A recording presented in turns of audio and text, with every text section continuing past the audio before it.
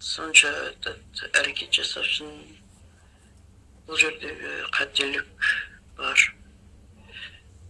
Біріншіден,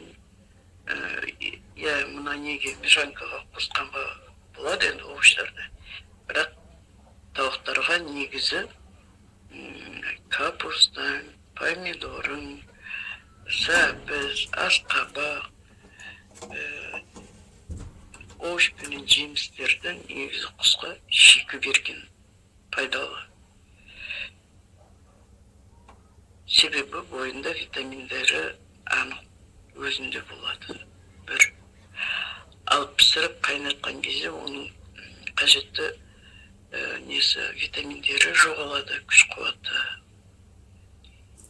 Тауықта желінбейтін нәрсе жоқ. Бірақ дұрыс берсең, дұрыс жаңағы пайдасы тиеді тауықтың денсаулығына. Поэтому овощнелерді оны неғылмаңыз.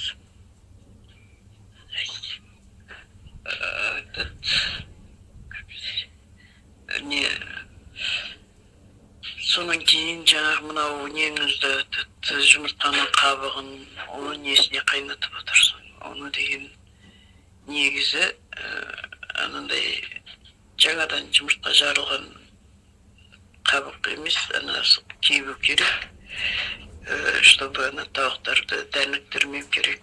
Неге? Жұмыртқаның ішкі несіне шұқымауға, не қылмауға. Ол жұмыртқаның қабығында андай дөңгелек қалып нетпесең, оны отдельно майдалап тұрып, дробленкаға қосып берген дұрыс. Обязательно. Ол бір. Екіншіден қателік мелді қайнатып берген пайдасы кемшілік. Ол да жаңағы дробленкаға сол 200 грамм болса, 200 граммын өтеді. В общем, шамасын қарап өтеді. Дробленкаға қосып бересің нені, борды. Нені жұмыртқаның майдалап қабығын тоже сол дробленкаға қосып бересің. Ол бір. Соның кейін мынау балықты қайнатып атсын.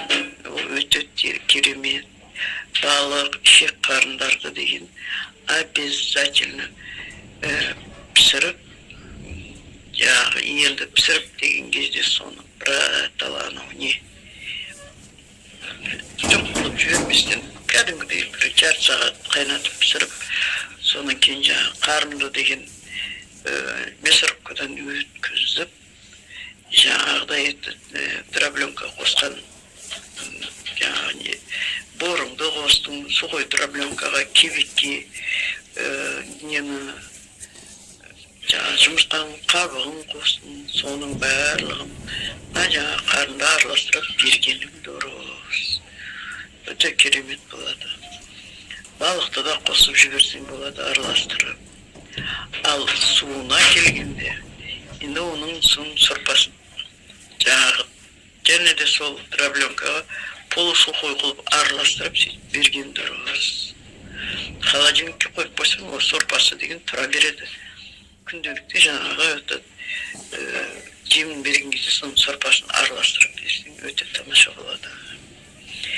Балықтың қалдығын, ішек қарындарды шекілей беруге болмайды. Ішінде ішек құрттар пайда болады тауықтардың. Және тағы төменде бір видеомды көрдім, по-моему.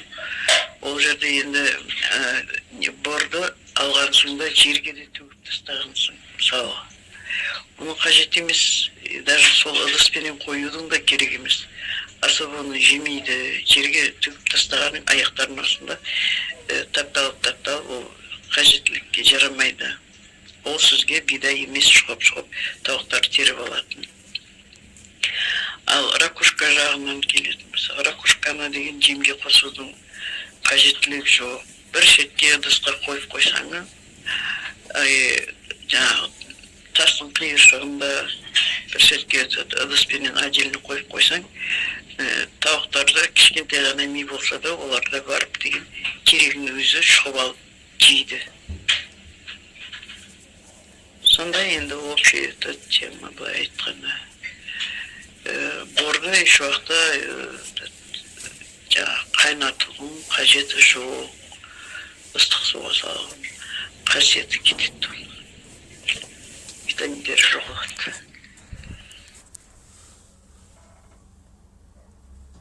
Ол арпаны или бидайды мысалы 10 тауық ұстаған болсаң, оны жаңағы шамаменен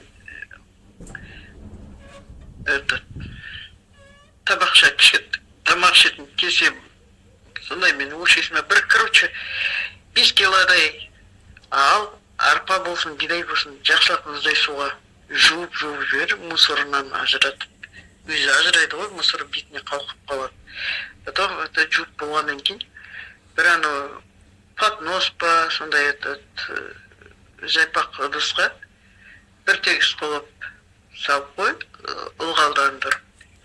И бетіне жұқа тряпка тряпкамен, ылғалды тряпкамен жап, 3 күнде оны жаңа қазір айтып тұрсың ғой, өзің ана тамырлап жатыр деп. Оның не обязательно ана несін көгеруін күтудің обязательно емес. Сон жаңағы бір уыс болмай, бір тоста 10 тауық болса, ол бір табақ, бір тостағаннан аптасына 2 рет или даже 3 ретте беруге болады через день. Ол бір. Негізі аптасына 2 рет берген дұрыс. Ал көп артық берсең, тауықтардың іштері кетеді. Ішек құрылысы бұзылады. Артық беруге болмайтыны сол себептен. Потом жұмыртқа берсін десең, жаңағы кәдімгі натуральный кебекті, мысалы қамыр илеген құсап, сондай состояниеға келтіріп сулап, жылы суменен жібіп, кешкісін мысалға бір жарты шелек, 10 тауыққа жарты шелек кебекті, сөйтті жарты литр банкіге бір қасық жылы су құйды. Ана қамыр жасағанда апара жасайсың ғой. Мысалы, ана не дрожь жұмсақ,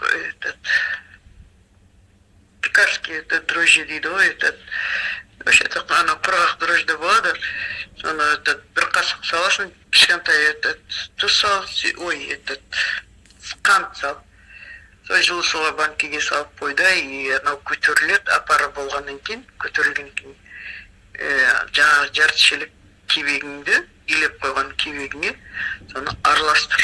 Жақсылап тұрып араластырып, кешкісін қойып қой, азан тұрып араластырып, кешкісін қойып қой, азанда уже тауықтарға беру. Ол бір. Сонан кейін бұл мен айтып жатқан бәрі жұмыртқа беру үшін, жұмыртқа жақсы беру үшін жасайтын амалдар. Сонан кейін үшінші амал жұмыртқа ірі болу үшін, жұмыртқалауына да пайдалы болады, жұмыртқа ірі болу үшін 10 литр суға сначала бірінші берген кезде бір 3 қасық, ас қасықпен 3 қасық уксус яблочный 6%, содан құясын, сонымен бересің, шөлдетіп барып, онан кейін барып аптасына 1 рет бересің. И келесі аптасына берген кезде уже 3 қасық емес, 10 литрге 5 қасық қосасың. Сөйтіп бір бересің. Енді бұлар деген сол жұмыртқалауына әсер ететін амалдар. Осы жауап.